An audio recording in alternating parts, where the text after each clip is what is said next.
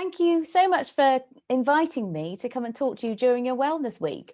It was really exciting to hear that you have a dedicated week to raising the profile of health and well-being, and for me to be a part of it. So that's great. And I've just been hearing about some other opportunities that have been laid on for you this week. So I hope that you've been taking them up. And so let's get on with the talk today. So I'm Jane Alexander, and I'm an experienced educator, and I've witnessed firsthand the impact that working under pressure, having stress and anxiety, and all that comes with that, and what it can cause. I'm a lecturer in higher education, previously a head teacher of a primary school, and I'm also a health and wellbeing coach. And I'm really passionate about ensuring both students and staff have the knowledge and tools to manage your well-being and just feel the best that you can. And I can't talk about being ready for learning without mentioning the gut-brain connection. If we want our brains to be in the optimal condition for learning, we've got to take care of our guts. And I could talk about this for hours, and there's so much research taking place right now, which is so fantastic. But I don't have time to go into that all this afternoon. But if you're interested in learning more about this, there's plenty of research out there. There are loads of TED Talks, or please do just contact me after this talk, and I'll leave my contact details at the end. And we can talk a bit more about that.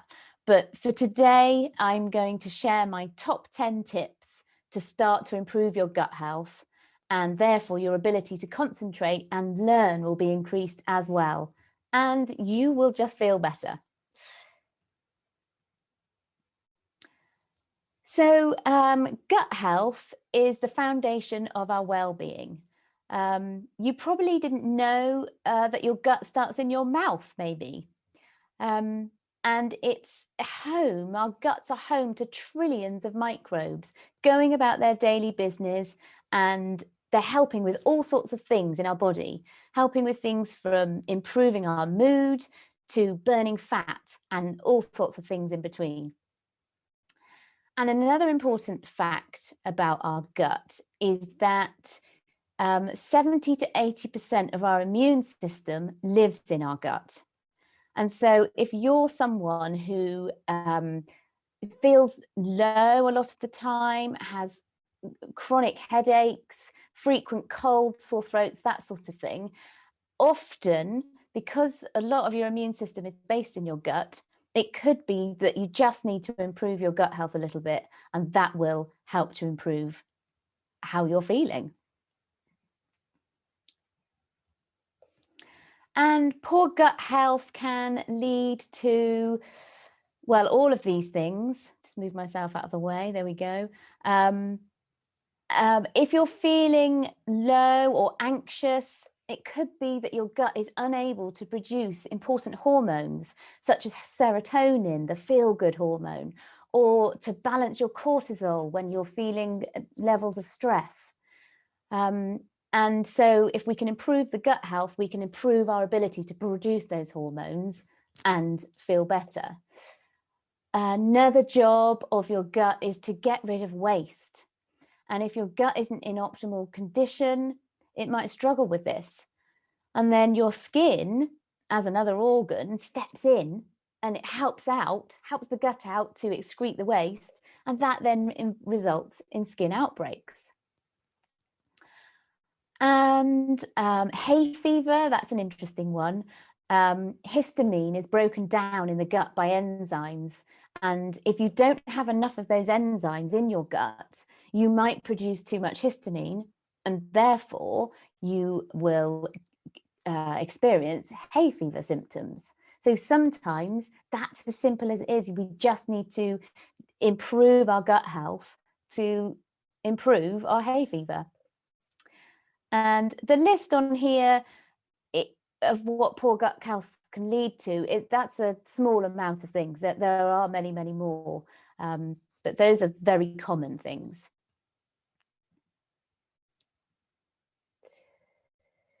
So I'm going to talk about what we can do to improve our gut and brain health. But I'm not here to say give up all your favourite treats. I, for one, couldn't give up fish and chips. I love them. But I'm just going to recommend some additional habits and tips, which if you choose to adopt them, will help you enormously, will help with your concentration, will help with lethargy, will help with energy, all sorts of things. So they're just additional tips. I'm not saying give up all treats. So here we go with our top tips. The first tip, don't forget to chew. So as we've just heard earlier, we know that our gut begins in our mouth. And so chewing is really, really important. It does improve digestion. Chewing helps us know when we're full, helps us to manage weight loss, and helps us to release those hormones in our guts, those hormones that make us feel good, those hormones which balance our cortisol levels, all of those and more. So our mouth is so important in our digestive journey. It's home to bacteria and enzymes which help to break down the food. And by not chewing, we are not giving our gut the best chance. Where basically it's a little bit like having members of staff off at work and not replacing them. Everyone else has got to fill in and cover for them, and their job becomes harder. So it's a little bit like that. Every other part of your gut has to work that bit harder if you've not been chewing. And therefore you might get indigestion, but you might get, again, tiredness. You won't be absorbing all of the goodness from any of the food that you're eating. So I would recommend, firstly, just becoming aware of chewing. And sometimes when you become aware of it, you realize that actually you've just been inhaling your food rather than chewing. So think about coating all of that food in your mouth with all of those enzymes that are in there. And I say to think about 10 times, chew big mouthfuls about 10 times each. That's just a little guideline.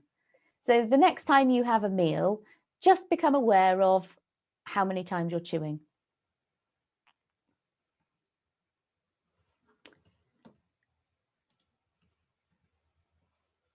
Okay, my next tip is don't drink water with your meal. And that's because we're moving from the mouth to the stomach.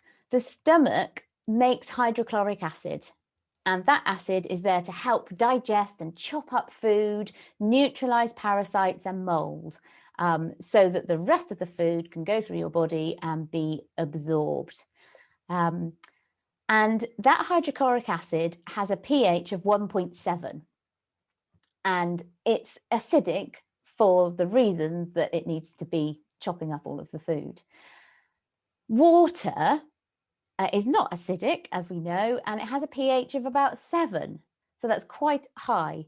And so if you're adding water into your stomach, you're diluting that hydrochloric acid, and it's not going to be as good at chopping up the food.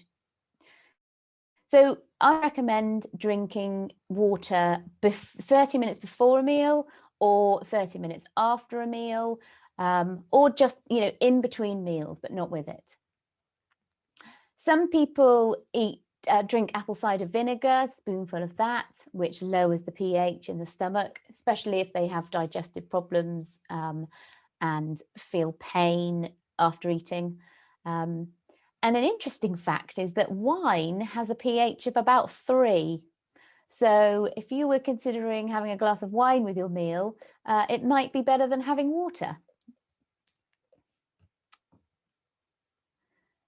Okay, tip 3. So our intestines are a microbiome for all bacteria, good and bad. And if we can top up our guts with good bacteria, then we are really, really helping our body to become healthier. And we can do that by eating probiotic foods. And you may have heard of some of these, things like sauerkraut, kombucha, kimchi. even live yogurt. And look out in particularly for unpasteurized. You don't want processed versions. Even better, you could make your own. I'm just making some sauerkraut at the moment, and I'm really excited about it being ready. It should be ready in the next couple of days. So looking forward to that. And just by eating a little bit of sauerkraut every day, you are topping up your gut with good bacteria so they can go about and do their daily business. Another thing to look out for is unpasteurized cheese and beer. You can get unpasteurized cheese and beer, and it's delicious and it's good for your gut. So that's win-win in my eyes. There is a very good brewery in Wiltshire called the Hop Kettle Brewery, and they do unpasteurized beer, and it's yummy. And so if we're going to top up our gut with these good bacteria, we also need to nurture our microbiome by eating prebiotic foods. And the prebiotic foods are essentially fertilizer for the bacteria. They're helping the bacteria to grow even more. And prebiotic foods contain fibers that cannot be broken down by your gut, but they can be enjoyed by the bacteria. They'll eat them, gobble them up, help them to grow, and then in turn keep us healthy. And examples of prebiotics are things like onions, garlic, leeks and bananas, broccoli, also flaxseed. Flaxseed's a really good prebiotic, but if you're going to buy flaxseed, make sure you buy the ground version, as the whole seed will literally just pass through and you won't absorb the goodness from them. And flaxseed, just so you know, flaxseed and linseed are the same thing. So, and in different shops, they call them different things. But if you look for ground flaxseed or ground linseed and just add that to your breakfast, for example, or mix it in with a spaghetti bolognese, you're giving yourself some prebiotics. But really, you don't have to get hung up on exactly what are prebiotic foods. Just by eating the rainbow, so think about eating a rainbow of vegetables, different colors each day. By eating that rainbow, you're giving your bacteria a really good chance of survival. And then the next tip is to add fat to greens. Perhaps, though, you might need to start eating greens first, maybe. And if you do, that's fine. But this is a really good way then to start eating greens because they taste much more delicious with a little bit of fat. And the reason for adding fat to your greens is that many of the vitamins in greens are fat soluble. And so therefore you need a small amount of fat to help to absorb these vitamins. Otherwise, they will just pass straight through. You won't absorb them, you won't get any benefit. So maybe add some coconut oil, or what I do is grate a little bit of Parmesan cheese onto broccoli, and it's delicious. It makes them taste even better. So it's a bonus.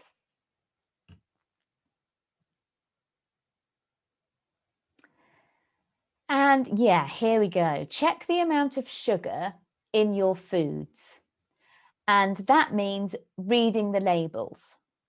So on the back of most foods, there's a nutritional information label, and you'll want to be looking in the 100 grams or 100 milliliter column.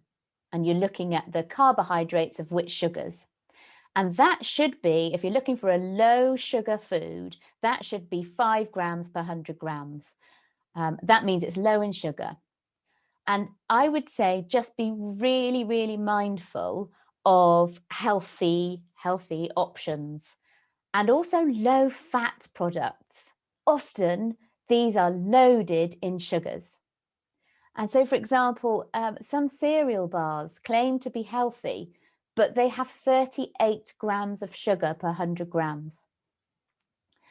Some sauces, you know, like a dolmio pasta sauce, they can be really loaded in sugar.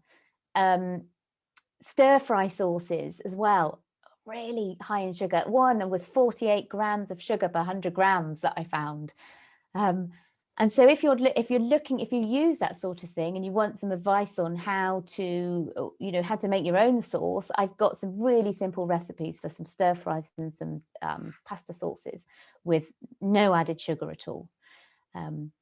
So please read the labels.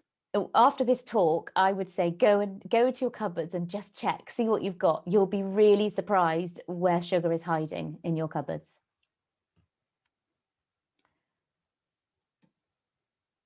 Okay. Have you ever considered a fasting period, I wonder? And I don't mean for whole days, I mean for a considerable amount of hours. Perhaps you're a grazer or someone who eats snacks late in the evening and then eats an early breakfast when you rise. When we're eating regularly like that and not leaving too many hours between our meals, we're providing our body with a steady supply of glucose. And as a result, we don't end up dipping into our fat stores and we're just running on sugar energy all the time. And this can make you feel a bit wired or a bit tired. And so when we take longer breaks between meals, we drain our glucose supply and start to burn body fat. And that's a bonus, but it's not just about weight loss and body fat burning. Some research has found that intermittent fasting can actually boost memory performance. And some recent research has shown that people feel that they've got more increased energy and improved concentration whilst practicing intermittent fasting. And intermittent fasting means kind of leaving a longer time between your evening snack and your breakfast. So perhaps you need to kind of leave at least 10 hours.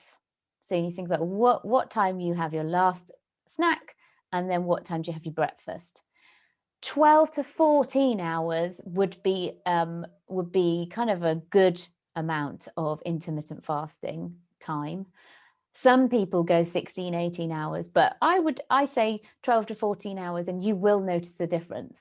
I certainly did when I started doing that.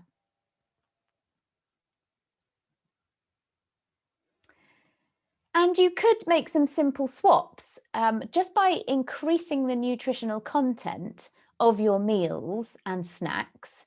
This will in turn give your body and brain more energy. It will give your gut more food, more nutrition, and more energy. So here's some examples. You don't have to do this all the time, but occasionally just swap out the lasagna sheets if you're making a lasagna with butternut squash slices. That just increases the nutritional content of your meal. You could spiralize some courgette if you're having spaghetti bolognese and use courgette instead of pasta, or as well as, I'm all for adding as many vegetables as we can. Think about how many times you eat white rice or white pasta. You swap it in for some brown occasionally and see if sometimes, maybe if you can just eradicate the white, that would be great, because the white pasta and white rice has essentially been stripped of all its great nutritional content. And so it's fine, it fills you up, but it's not going to be nutritious, not going to be really, really helpful for your body, whereas brown pasta and brown rice is. If you're somebody who uses like a bechamel sauce, a white sauce jar, if you're someone that uses a jar of that when you're cooking, perhaps think about swapping it for a pot of creme fraiche instead. And I don't mean the low-fat stuff. Use the full-fat stuff. Low-fat stuff's got sugar added to it. So there's some examples there. I've got lots of other recommendations of simple swaps if you wanted to get in contact about that. And now I'm going to move with my tips. I'm just moving away slightly from food to something that's really, really simple, but really important. And that's to breathe. This may sound really simple, but breathing is one of the most simple changes we can make. and it can have a huge impact on our health. Basically, we take up to about 23,000 breaths per day. So we need to kind of make sure we're doing it right. So how should we breathe? Really, we should breathe like a sleeping child. If you've ever watched a child sleep, they breathe from the belly and not the chest. And this is a relaxed state and is the normal way to breathe. Yet most of us are chest breathers. And this is how we react to stress. Our fight or flight response automatically kicks in. We breathe at a rapid pace to suck in extra oxygen, to fuel our heart and muscles so we can flee the danger. But of course, we don't need to flee and escape predators anymore. Our threats now come from the stress of exams, too many emails, the daily news, pandemics. And our fight or flight response is meant to be short term, and so that comes and goes. But today we seem to be constantly in a state of tension, and it doesn't turn off. And so we've become a nation of chest breathers. And one way to change our reaction to modern stress is learn how to belly breathe instead of chest breathe. Because belly breathing stimulates your vagus nerve, which is a nerve which runs from your head down to your neck, through your chest and to your colon. And this activates your relaxation response, reduces your heart rate and blood pressure, and lowers your stress levels, which then in turn enables you to digest your food. You can't digest and be stressed. So we need to relax before we can digest. If you're not familiar with belly breathing, just try this. Sit in a chair, lean forward and place your elbows on your knees, and then just breathe naturally. This position forces you to breathe from the belly. So then you learn what that kind of sensation's like.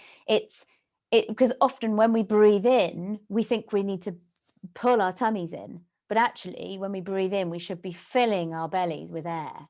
Well, not our bellies, it's our lungs, obviously, but your belly should stick out.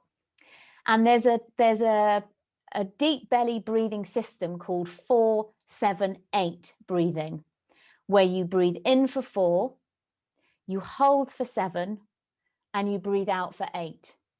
And that whole process, that system of breathing, 4-7-8, stimulates the vagus nerve, and our body automatically activates the relax response. So the more you do that in the day, the more time your body has to be in the relaxed state. It doesn't have any choice about it. So we're sort of tricking it into thinking we're relaxed. So just try that. It's 4 in for 4, hold for 7, out for 8. So have a little practice of that, maybe after we finish the talk.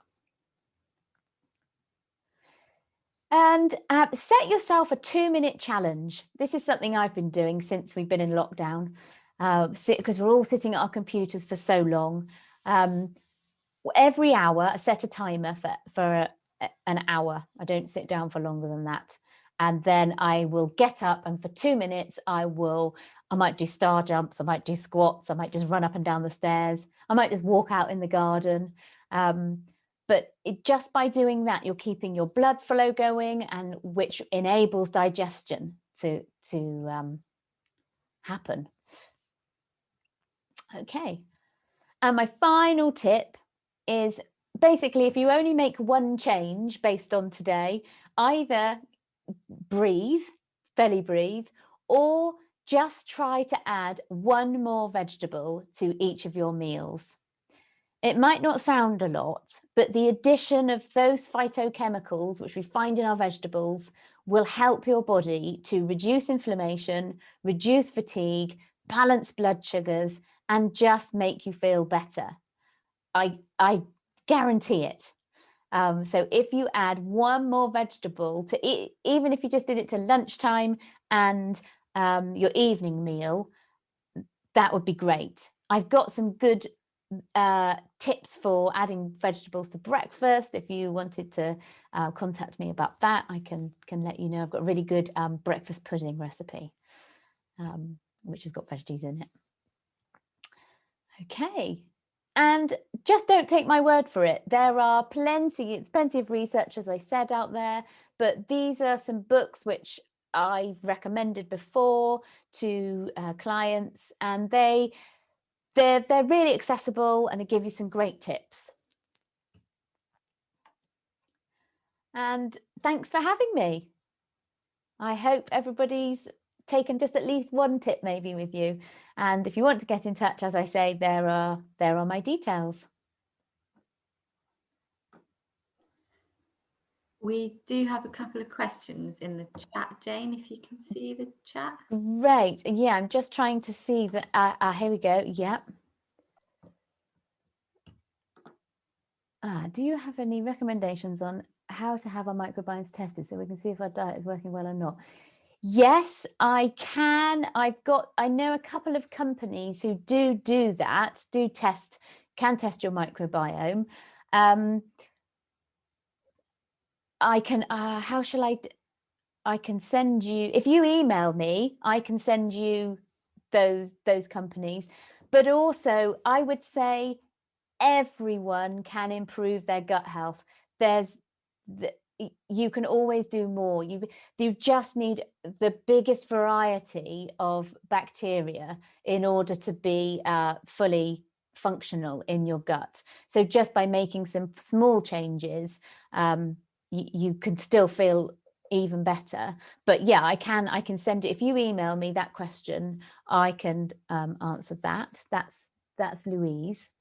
And how do I recommend cooking my greens with fats? We usually great if you're steaming your veg, just either if you steamed your greens, just grate some Parmesan on the top afterwards, or a tiny little knob of butter or organic butter or coconut oil. That's fine. Yeah, I steam my veg and I just grate the tiniest bit of Parmesan cheese on the top.